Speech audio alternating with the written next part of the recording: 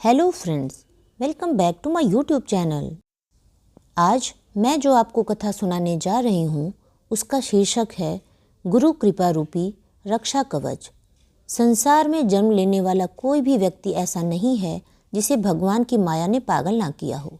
इससे बचने के लिए किसी संत के चरणों की शरण या सद्गुरु का सहारा लेना आवश्यक होता है।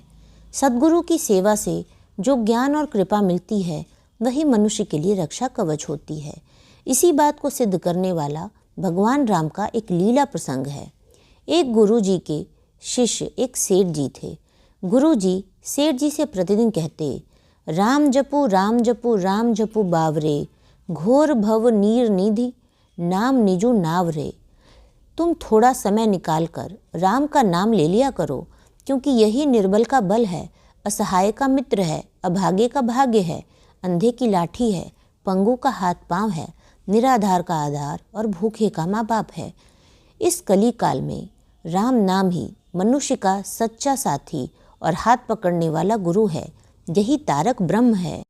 परंतु सेठ जी सदैव यही कहते, महाराज मैं माला लेकर नाम जप करता रहूं, इतना वक्त मेरे पास कहाँ है।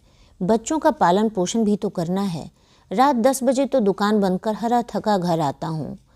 भोजन करते ही नींद आ जाती है। प्रातः जल्दी उठकर फिर दुकान खोलनी पड़ती है, वरना सारे ग्राहक पड़ोसी दुकानदार के यहाँ चले जाते हैं और व्यापार में घाटा हो जाता है। इसीलिए राम नाम लेने के लिए समय ही नहीं मिलता है। गुरुजी बहुत समझाते, पर सेठ जी हर बार आनाकानी कर देते।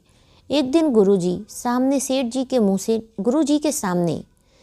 के मुँह से निकल गया, महाराज सुबह दैनिक कर्म के लिए ही 15-20 मिनट को घर से बाहर जाता हूँ, बस केवल एक वही समय मुझे मिलता है। ये सुनकर गुरुजी प्रसन्न हो गए और बोले, बस उसी समय राम का नाम लिया करो। भगवान का नाम तो मंगल करने वाला है, जैसे भी बने लेना चाहिए। भाई कुभाय अनख आलसहु, नाम जपत मंगल दिसि दसहु। अच्छे भाव से, बुरे भाव से, क्रोध से या आलस्य से, किसी तरह से भी नाम जपने से 10 दिशाओं में कल्याण होता है। सेठ जी ने गुरु को वचन दे दिया कि बस उसी समय मैं राम नाम ले लिया करूँगा। गुरु को दिए वचनानुसार सेठ जी दैनिक कर्म के समय जोर जोर से नाम लेने लगे। ऐसा 2-3 वर्ष तक लगातार चलता रहा। एक दिन सेठ जी प्रातःकाल अपनी इस दिनचर्या में लगे थे। संयोग से हनुमान जी वहाँ से निकले। हनुमान जी ने देखा, इस अपवित्र अवस्था में मेरे इष्ट का इतनी जोर से नाम लेने वाला ये आदमी आखिर है कौन। क्रोध में आकर हनुमान जी ने सेठ जी की पीठ पर अपना वज्र के समान घूंसा जमा दिया। वही घूंसा जो उन्होंने राक्षसी लंकिनी को मारा था, जिसके बाद वह खून की उल्टी करती हुई पृथ्वी पर लुढ़क पड़ी थी। मुठिका एक महाकपिहनी, रुधिर बमत धरनी ढनमनी। आश्चर्य, सेठ जी को घूंसे का कोई असर नहीं हुआ। वो आराम से अपनी दैनिक क्रिया करते रहे। हनुमान जी सेठ जी को सबक सिखाकर चले गए।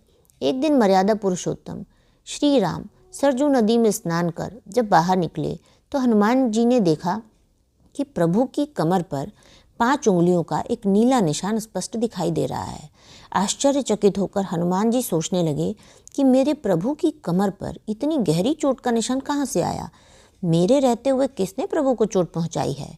अंगरक्षक हनुमान जी के रहते प्रभु पर इतना तीव्र प्रहार, ऐसी मेरी पहरेदारी किस काम की। अपने कर्तव्य पालन में विफल रहने से अच्छा तो प्राण त्यागना है।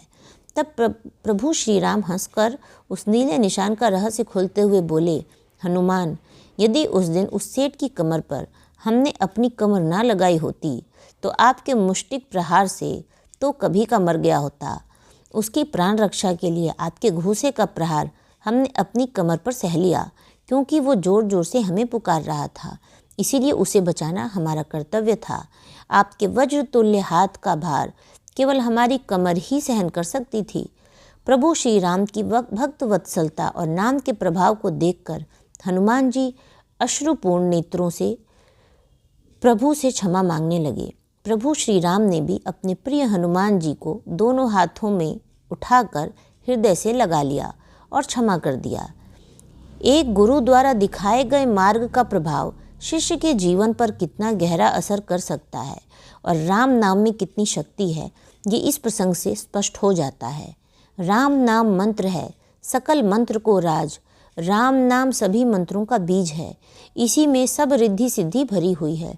विश्वास ना हो तो रात दिन जप करके देख लो, सब काम हो जाएगा, कोई काम बाकी नहीं रहेगा। तुलसी अपने राम को रीझ बजो या खीज, भौम पड़ा जामे सभी उल्टो सीधो बीज। तुलसीदास जी राम नाम की महिमा बतलाते हुए कहते हैं कि राम का नाम चाहे मजबूरी में लिया जाए या प्रसन्न मन से, वो अपना प्रभाव दिखाता ही है। जिस प्रकार भूमि में बीज चाहे सीधे बोए जाएं चाहे उल्टे, अंकुर तो निकलेगा ही। अगर आपने इसे अच्छी तरह से सुना है तो आप बताइए, भगवान राम की पीठ पर किस चीज़ का निशान था? अगर आपको वीडियो पसंद आया हो तो वीडियो को लाइक करें, चैनल को सब्सक्राइब करें और वीडियोस की अपडेट आपको सही समय से मिल सके इसलिए बेल आइकन को प्रेस करना ना भूलें। धन्यवाद।